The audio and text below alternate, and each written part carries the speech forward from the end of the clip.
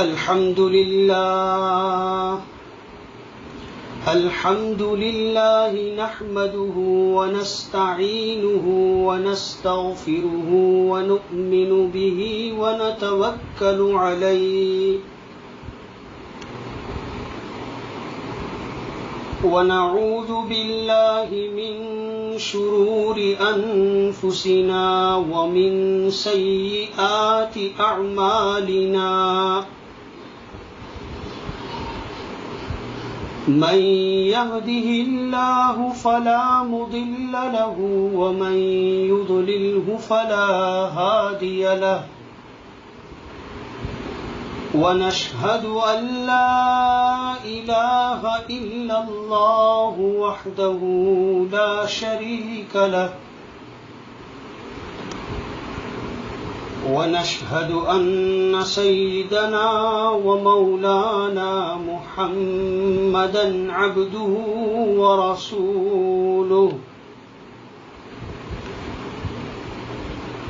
أرسله الله تعالى إلى كافة الناس بشيرا ونذيرا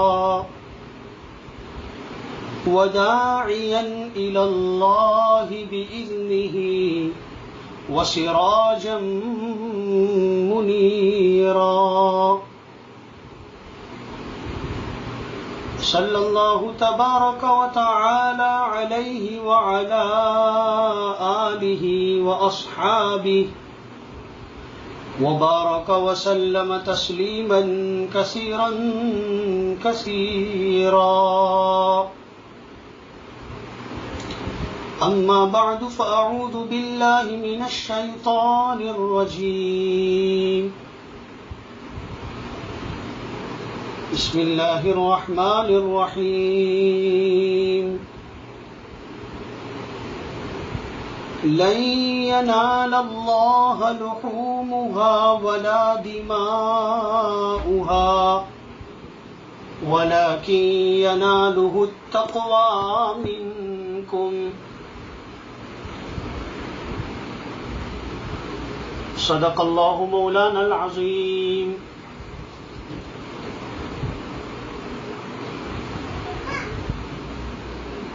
میرے محترم بزرگوں،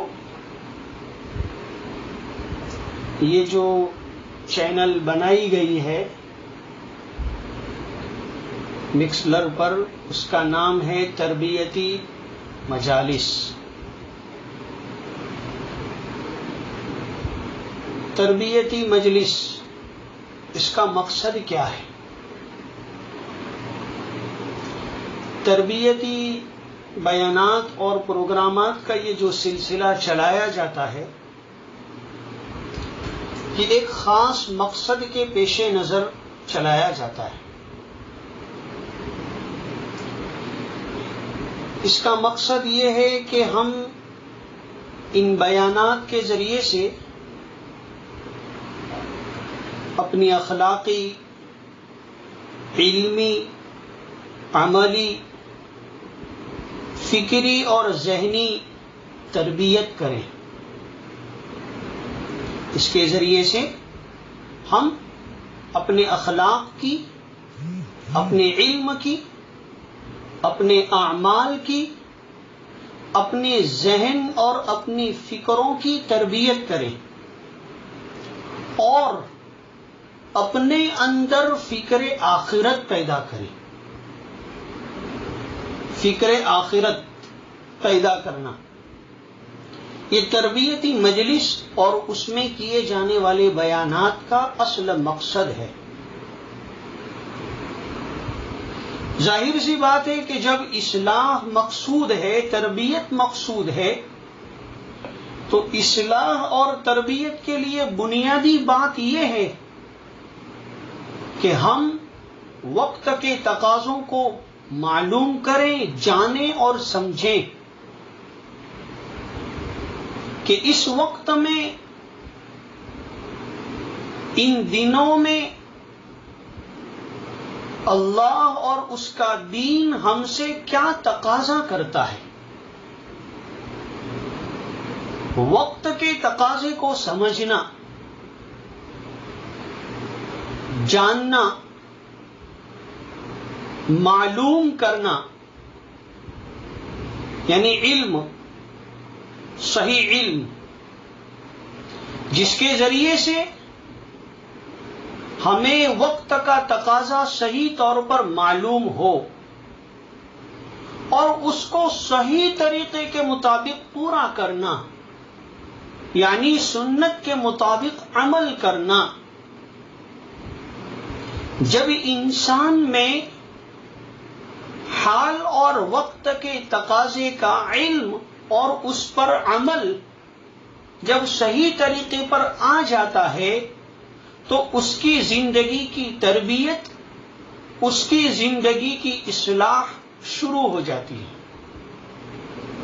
اگر ہم بھی ان پروگرامات کو اٹینڈ کرنے، سننے کے ذریعے سے اپنے اندر میں ان وقت کے تقاضوں کا علم اور اس پر صحیح عمل پیدا کریں گے تو یوں سمجھیے کہ یہ تربیتی مجلس اپنے مقصد میں کامیاب ہے اور ہم اس کے ذریعے سے صحیح نفع اٹھا رہے ہیں، ورنہ پھر یہ لذت کان بن جائے گا، لذت جان نہیں بن پائے گا۔ ایک بات بیچ میں عرض کرتا چلوں کہ آج کی یہ اصل مجلس تو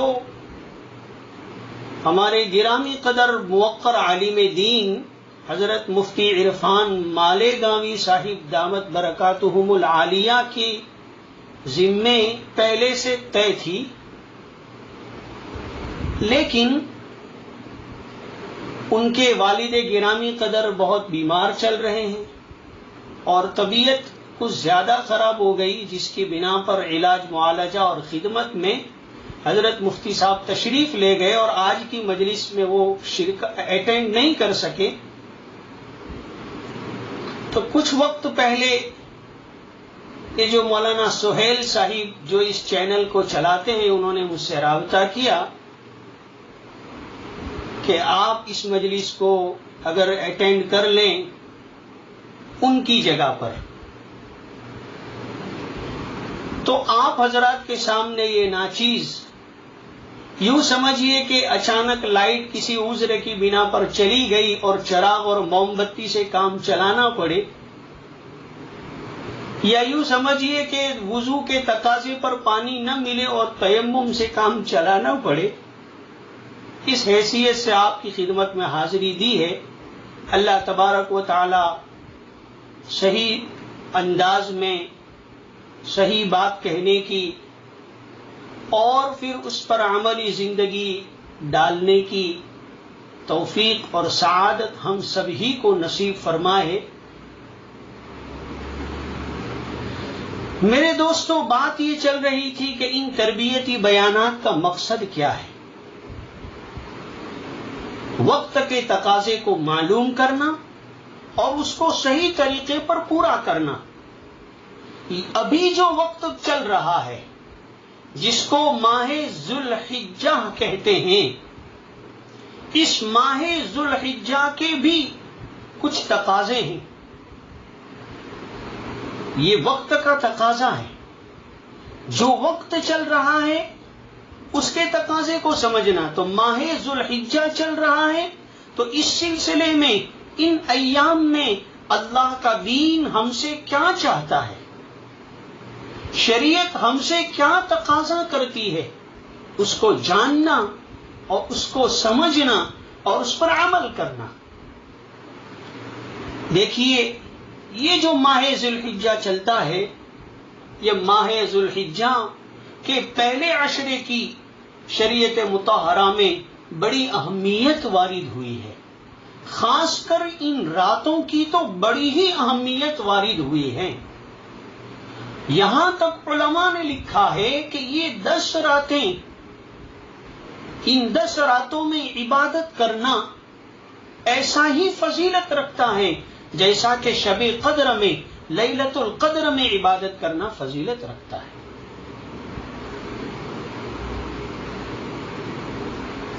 یوں ہی اللہ پاک نے ان 10 راتوں کی قسم نہیں کھائی ہے.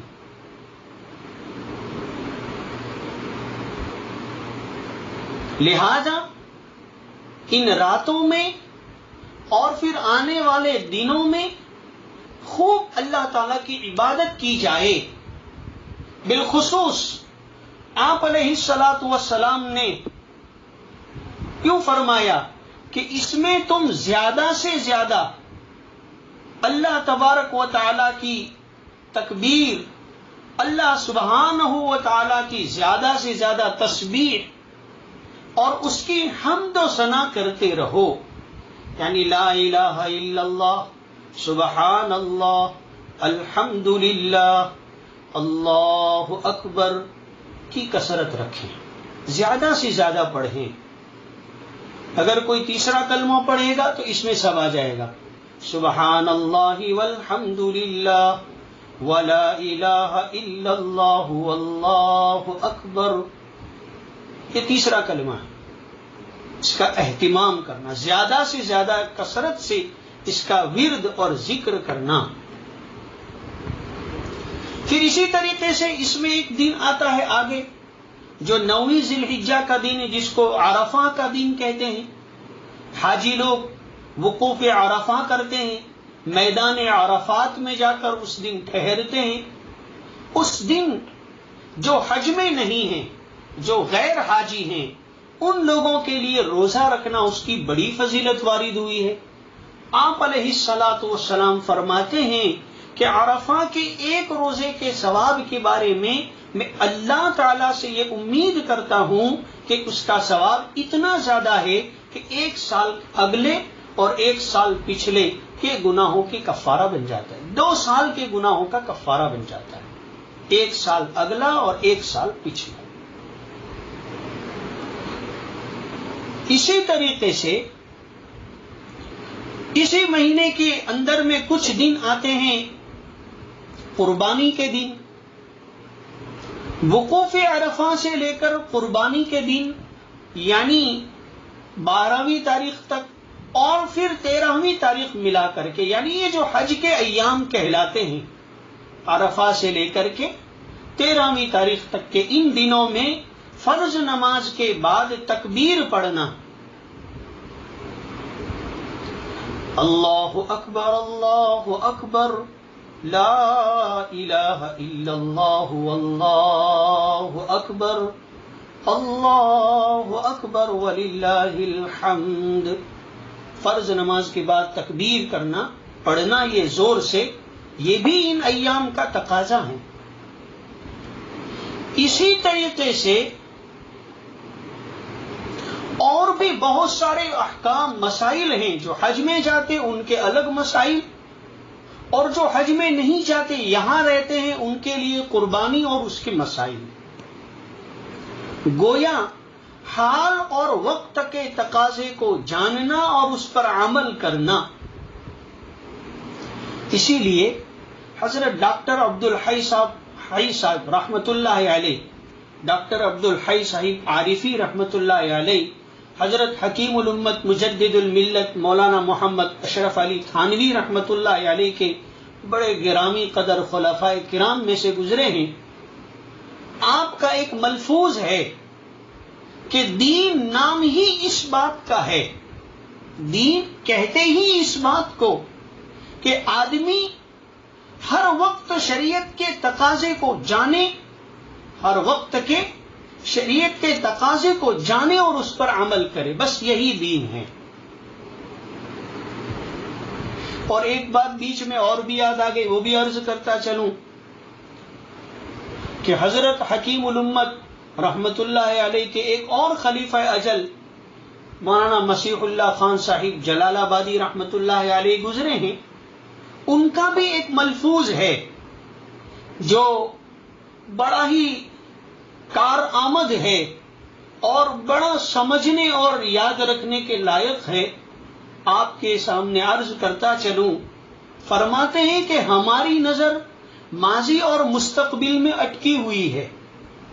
ہماری نظر اور ہماری توجہ تو ماضی اور مستقبل میں اٹکی ہوئی ہے، اور حال سے ہم غافل ہیں غفلت برتتے ہیں. یعنی ہماری اصلاح کیوں نہیں ہوتی؟ ہماری عملی زندگی کیوں نہیں بنتی؟ ہمارے اخلاق میں، ہمارے ذہن اور ہماری فکر اور سوچ میں، ہمارے اعمال میں تبدیلی کیوں نہیں آتی؟ اس کی وجہ آپ نے ایک بڑی عجیب فرمائی کہ ہماری نظر جو ہے وہ زیادہ تر ماضی اور مستقبل میں ہی الجھی ہوئی رہتی ہے.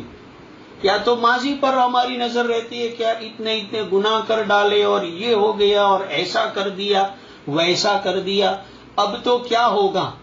تو ایک تو یہ کہ ہم پچھلا سوچتے رہتے ہیں کہ ہم پہلے تو اتنے خراب تھے اور اتنے بڑے ڈاکو تھے اور اتنے بڑے مجرم تھے، اتنے بڑے بدکار تھے، مکار تھے، ایسے تھے ویسے تھے، یہ کیا وہ کیا. یا تو اسی میں الجھے ہوئے اٹکے ہوئے رہتے ہیں، یا تو ہماری نظر مستقبل میں لگی رہتی ہے، اٹکی ہوئی ہوتی ہے. آگے کا کیا ہوگا، مستقبل کے بارے میں سوچتے رہتے ہیں، کل کو کیا کرنا ہے، 1 سال بعد کیا کرنا ہے، بچوں کے جوان ہونے کے بعد کیا کرنا ہے، وغیرہ وغیرہ کے امور. حال سے ہم غافل ہیں. اس وقت ہمیں کیا کرنا ہے وہ نہیں سوچتے. جو نہیں سوچنا ہے وہ سوچ رہے ہیں، اور جو سوچنا ہے وہ نہیں سوچ رہے ہیں. آپ نے فرمایا ماضی کا معاملہ تو اس طرح سے آپ حل کر لو کہ اگر حقوق کی باتیں ہوں تو ان کی ادائیگی کر لو. یعنی جن چیزوں کی تلافی ہو سکتی ہے، قضا ہو سکتی ہے، اس کی تلافی کر لو، اور جن چیزوں کی تلافی نہیں ہو سکتی اس کی معافی کر لو. فرائض ہیں، واجبات ہیں، اور آپ میں صلاحیت ہے، وقت کی گنجائش ہے، موقع ہے تو قضا کر لیں.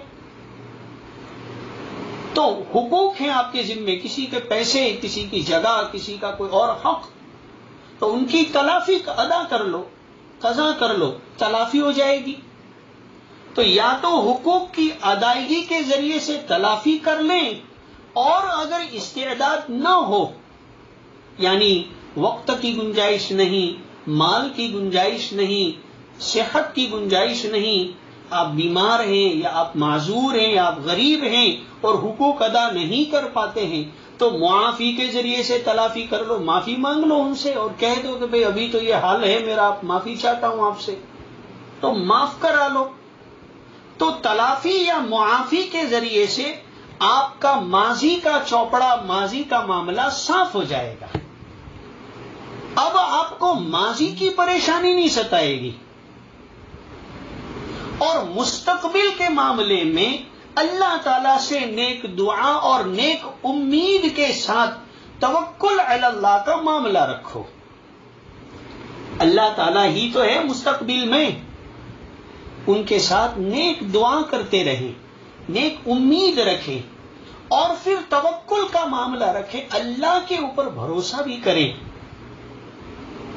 اور حال میں اعتدال اور میانہ روی کے ساتھ زندگی گزارتے ہوئے اپنی اصلاح کی فکر کرے. کتنی بہترین بات ہے یہ. اللہ والوں کا معاملہ ہی ایسا ہوتا ہے، وہ ہماری دکھتی رگ پہ ہی سیدھی انگلی رکھتے ہیں اور ہماری بیماری پکڑ لیتے ہیں. آج کی اس مجلس میں قربانی کے تعلق سے چند باتیں عرض کرنی ہیں. ویسے قربانی کے تعلق کی باتیں ہم پہلے بھی سنتے رہے ہیں اور جانتے بھی ہیں. ایک ہی تو قربانی ہے جو صدیوں سے چلی آ رہی ہے، اور ہر سال اس کے متعلق ہم بیانات سنتے رہتے ہیں. تو قربانی کے تعلق سے ہم نے پہلے بھی بہت سی باتیں سن رکھی ہوں گی، ہم بہت سی باتیں جانتے بھی ہوں گے، ہمیں بہت ساری باتیں قربانی کے تعلق سے معلوم بھی ہوں گی، مگر جان لینا، معلوم ہونا یہ اور چیز ہے، اور صحیح عمل کرنا یہ اور چیز ہے. معلومات اور چیز ہے، جانکاری اور چیز ہے. جیسے کسی کو کوئی بات مسئلہ بتائیں، آپ نے دیکھا کہ وہ غلط عمل کر رہا ہے اور آپ نے اس کو مسئلہ بتایا، تو اور وہی بولے کہ ہاں منے خبر چھے، ہاں میں جانتا ہوں، مجھے معلوم ہے، تو کیا فائدہ ہوا؟ بھائی آپ جانتے ہیں اور آپ کو معلوم ہے، پھر بھی عمل صحیح نہیں، تو اس جاننے اور معلوم ہونے کا کیا مطلب؟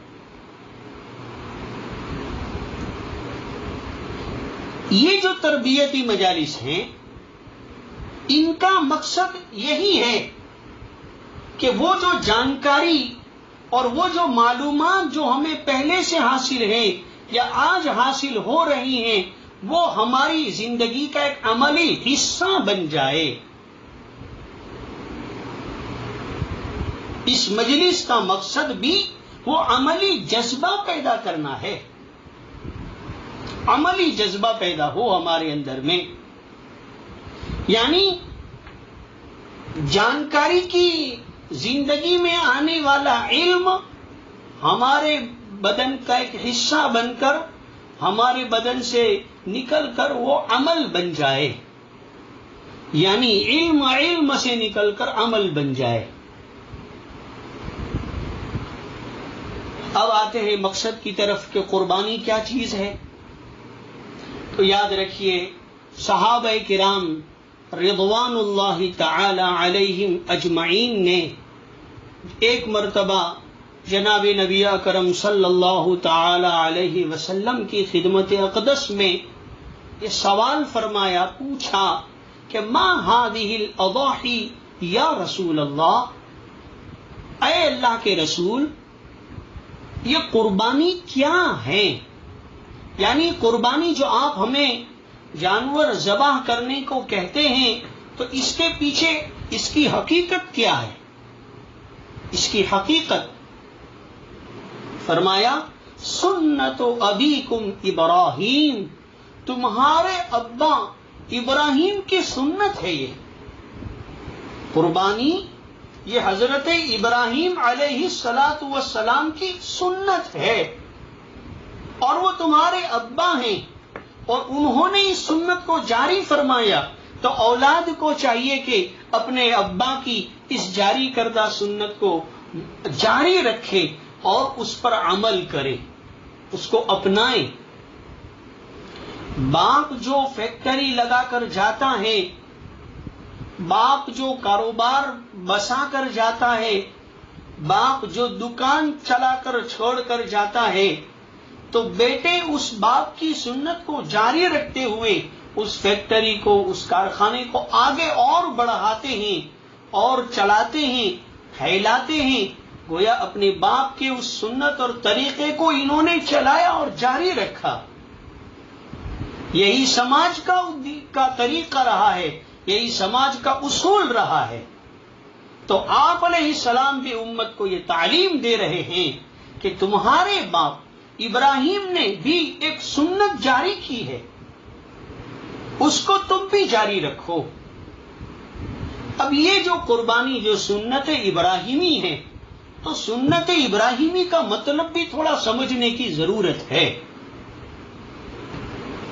ابراہیم علیہ السلام کی زندگی، اور آپ نے اپنی زندگی میں توحید کے خاطر، ایمان کی حقیقت کو پانے اور بچانے کے خاطر آپ نے جو قربانیاں پیش کی، آپ نے جو مجاہدے اپنائے، آپ نے جو حالات کو برداشت کیا، جیسا کہ آپ بخوبی جانتے ہیں کہ آپ کو ایمان کے خاطر اپنی قوم کو چھوڑنا پڑا، تو قومیت، اپنے خاندان اور سماج کو چھوڑنا پڑا، تو خاندانیت،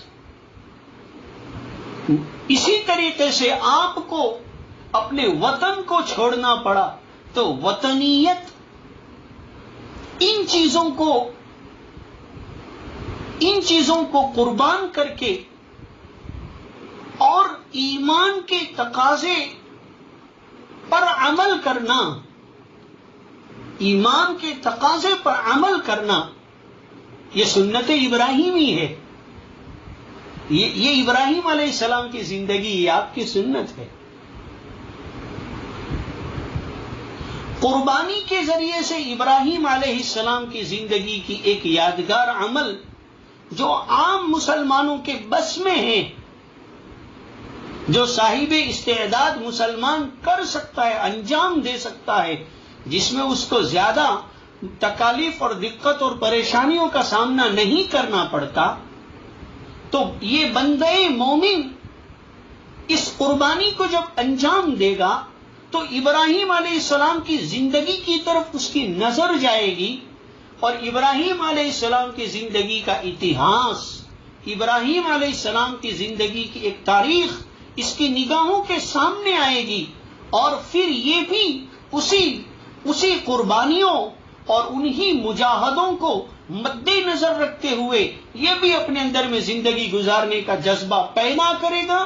یہ مقصد ہے قربانی کے اس سنت کو اور اس رسم کو ہر سال شریعت کی طرف سے جاری رکھنے اور چلانے کا۔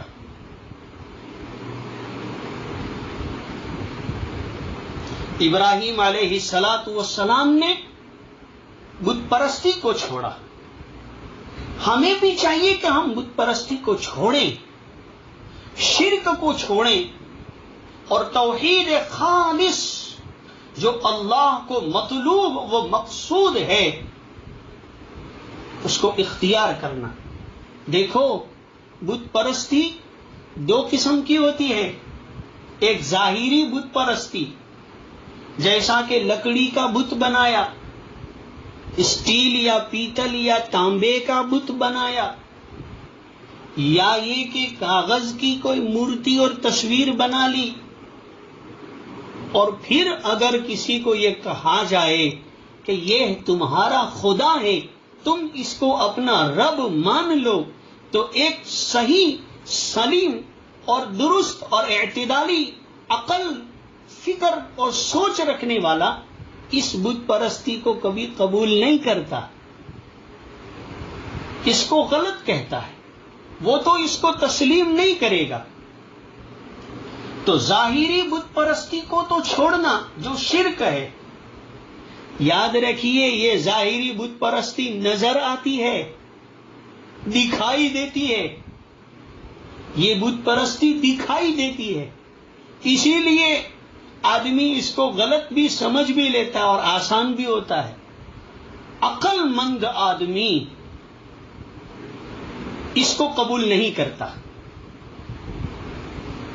پڑھا لکھا سوجھ بوجھ رکھنے والا اس کو قبول نہیں کر سکتا۔ ایک بت پرستی اور ہے جو باطنی ہے، نظر نہیں آنے والی ہے، وہ بھی ایک بت پرستی ہے۔ ابراہیم علیہ السلام نے ایمان کے مقابلے میں خاندان آیا تو آپ نے خاندان کو چھوڑا، خاندانیت کو بنیاد بنا کر دین کو پیچھے کر دینا اور سماج اور خاندان کو مقدم رکھنا، یہ بھی ایک قسم کی بت پرستی ہے، مگر یہ بت پرستی ہونا سب کو نظر نہیں آئے گا۔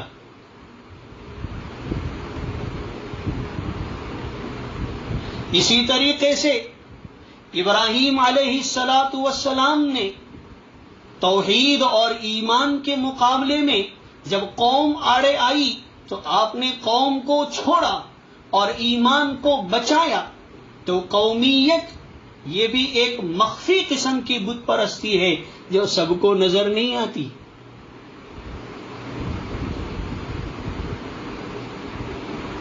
اسی طریقے سے ایمان اور اس کے احکام، اعمال صالحہ، دین اور شریعت کے احکام بہت سارے ایسے ہیں جو عام لوگوں کی عقل میں نہیں آتے۔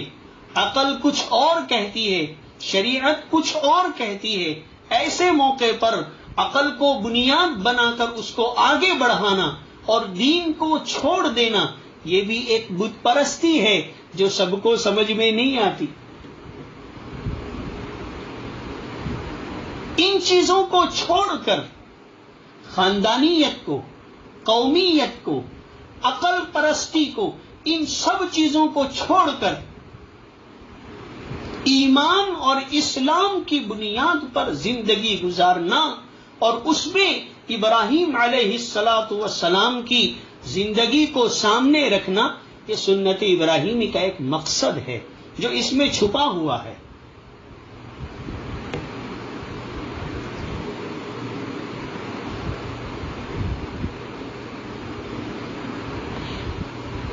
یاد رکھیے، جب حضرت ابراہیم علیہ السلام کو خواب میں اپنے بیٹے کا ذبح کرنا چند مرتبہ دکھایا گیا اور آپ نے کو یہ سمجھ میں آ گیا کہ یہ اللہ کی طرف سے ہے خواب، تو آپ نے چوں اور چرا نہیں کیا، سوال نہیں کیا کہ یہ بیٹے کو قربان کرنا یہ سمجھ میں آنے والی بات نہیں ہے، ایسا نہیں کہا آپ نے۔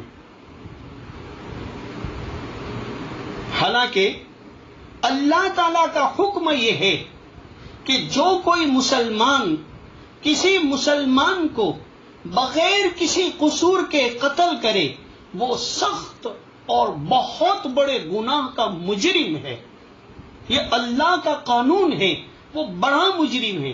لیکن ابراہیم علیہ السلام نے جب یہ دیکھا کہ یہ خواب اللہ کی طرف سے ایک قسم کا حکم ہے، تو آپ نے یہ عقل نہیں چلائی کہ ایک طرف تو خواب کے ذریعے سے حکم دیا جاتا ہے، دوسری طرف ایک ایمان والے نابالغ بچے کو ذبح کرنا ہے، یہ سمجھ میں آنے والی بات نہیں ہے۔ کیسے ہو سکتا ہے؟ اس نابالغ بیٹے کا کیا قصور جو میں اسے ذبح کروں؟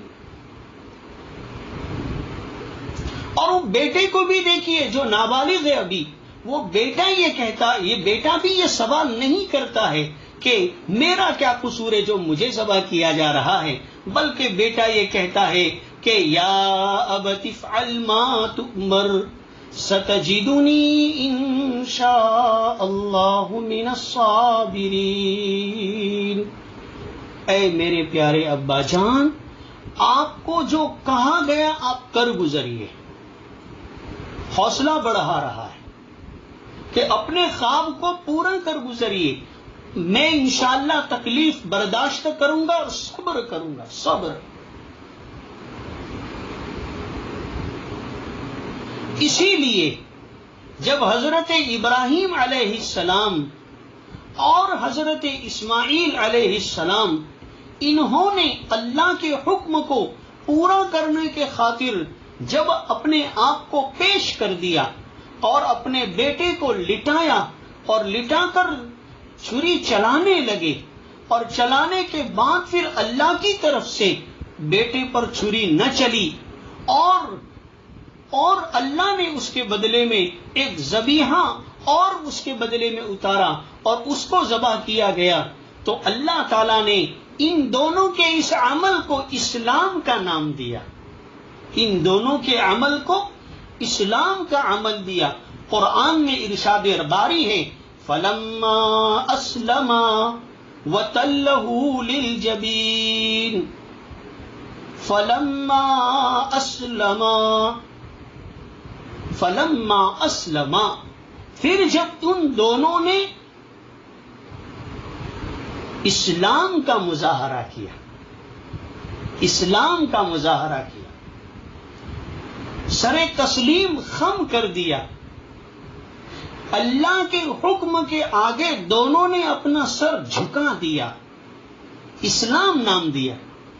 گویا اسلام نام ہی ہے ایسے طرز عمل کا جو سیدنا ابراہیم علی نبینا وعلیہ الصلاۃ والسلام خلیل اللہ اور سیدنا اسماعیل علی نبینا وعلیہ الصلاۃ والسلام ذبیح اللہ نے اپنے عمل کے ذریعے سے پیش کیا، اس طرز عمل کا نام اسلام ہے۔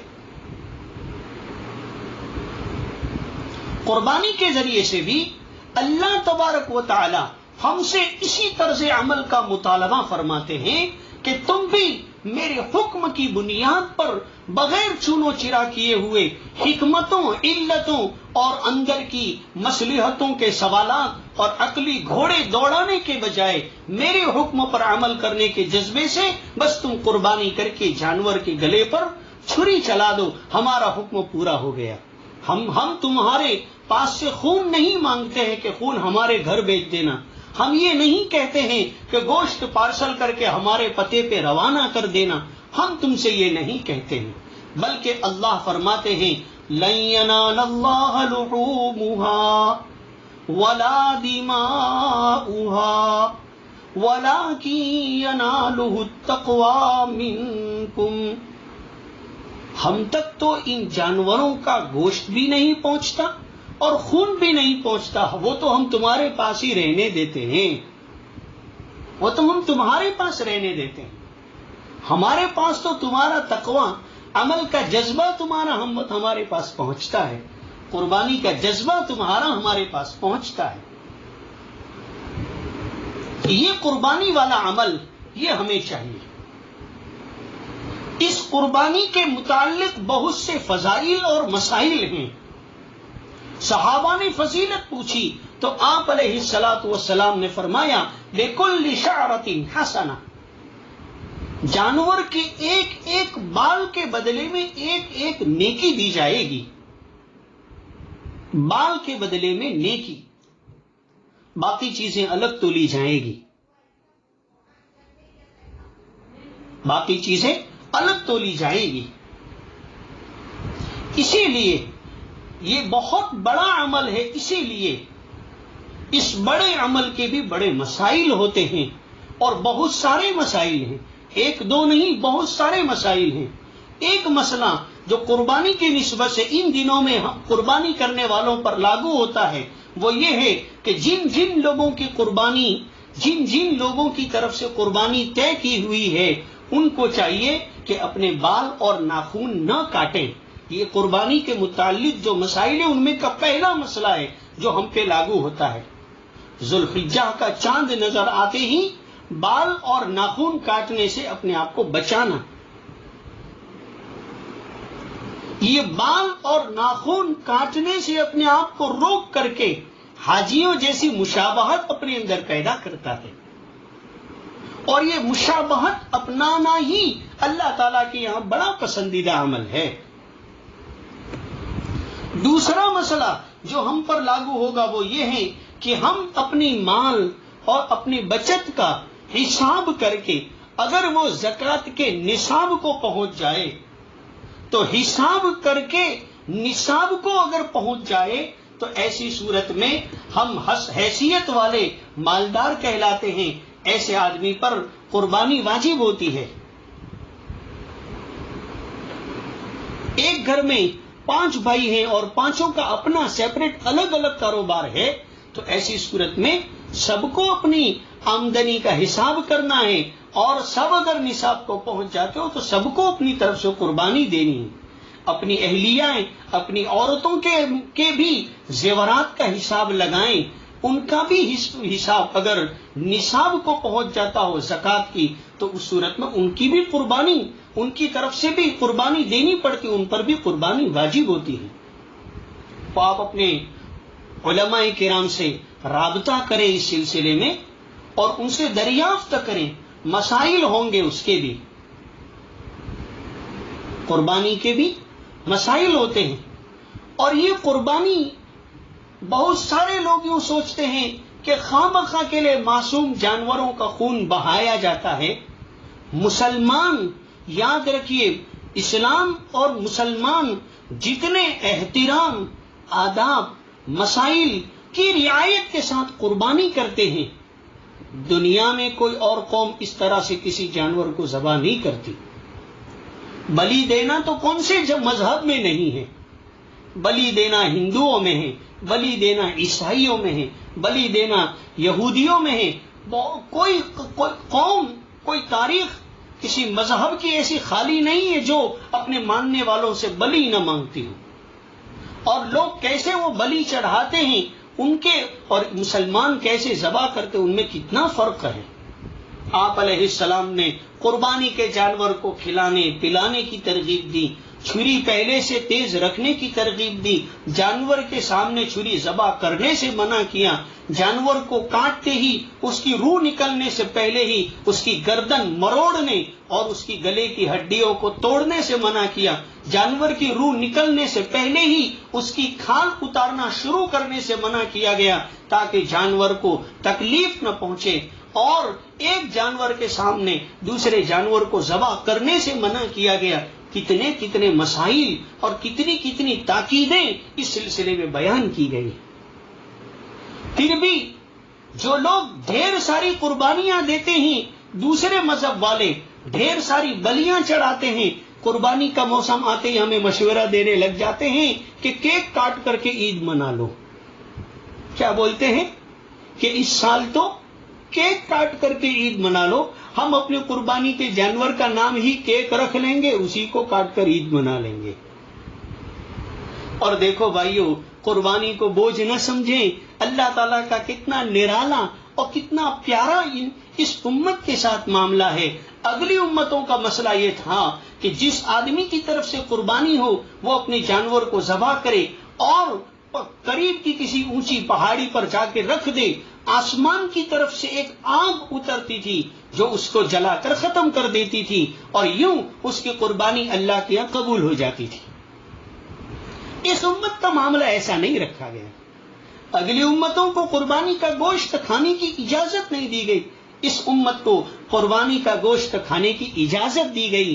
قربانی کا گوشت خود بھی کھائے، ایک حصہ اپنے لیے رکھ لے بہتر ہے، اور ایک حصہ اپنے رشتہ داروں میں تقسیم کرے، ان کو بھی کھلائے، ایک حصہ غربا میں تقسیم کرے، ان کو بھی کھلائے۔